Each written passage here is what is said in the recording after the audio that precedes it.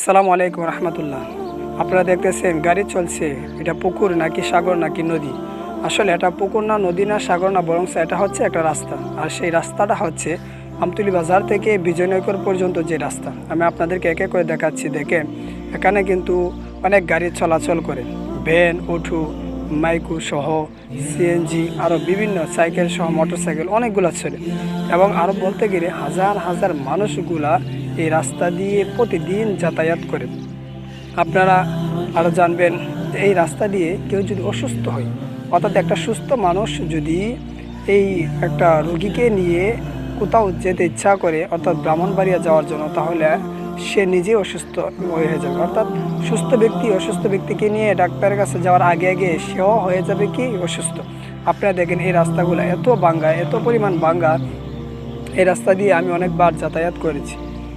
যে কোনো একটা কাজে, জরুরি একটা কাজে যদি যাওয়ার ইচ্ছা করি, তাহলে এই রাস্তা দিয়ে যদি টাইম লাগে 1 ঘন্টা কোনো জায়গা যাওয়ার জন্য, তবে আধা ঘন্টা, তাহলে এখান থেকে 2 ঘন্টা আর 3 ঘন্টা আগে রওনা দিতে হয়, কারণ ওই জায়গাটা যেতে অনেক সময় লাগে। এবং কোনো যারা এই বৃদ্ধ মহিলা আছে, বৃদ্ধ এবং পুরুষ আছে, তাদেরকে নিয়ে এই রাস্তা দিয়ে চলাচল করলে অনেক কষ্টের।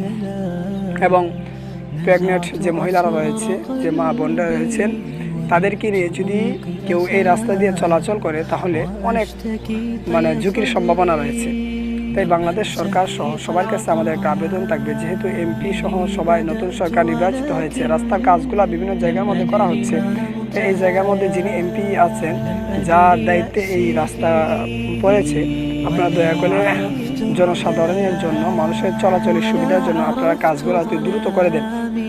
দেখেন হাজার হাজার মানুষগুলো যাচ্ছে, হাজার হাজার মানুষগুলো যাচ্ছে, কিন্তু রিক্সের অনেক সময় দেখা যায় বড় বড় বৃষ্টি হওয়ার কারণে বড় বড় গাড়ি, অনেক সময় এই অপরিচিত ড্রাইভারগুলা বৃষ্টি পানি জমার কারণে তারা কিন্তু রাস্তার মধ্যে ক্ষতির সম্ভাবনা রয়েছে। অনেক সময় গাড়ি উল্টে যেতে পারে, বা বিভিন্ন গাতা দেখেন মাইক্রোগুলা চলতেছে।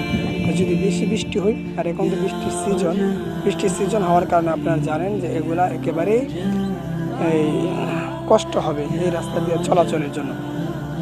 তাই সবার কাছে আমাদের আবেদন, এই রাস্তাটা মেরামত করার জন্য যারা দায়িত্ব রয়েছে এবং যাদের দায়িত্ব এই রাস্তা মাপ দেওয়া এবং রাস্তার কাজ করা, আপনারা দ্রুত সরকারের সাথে পরামর্শ করে আমাদেরকে ভালো একটা রাস্তা উপহার দেন।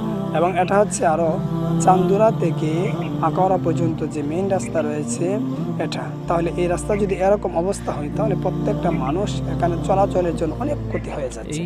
তাই চান্দুরা থেকে আখাউড়া পর্যন্ত যে রাস্তাটা রয়েছে, আমরা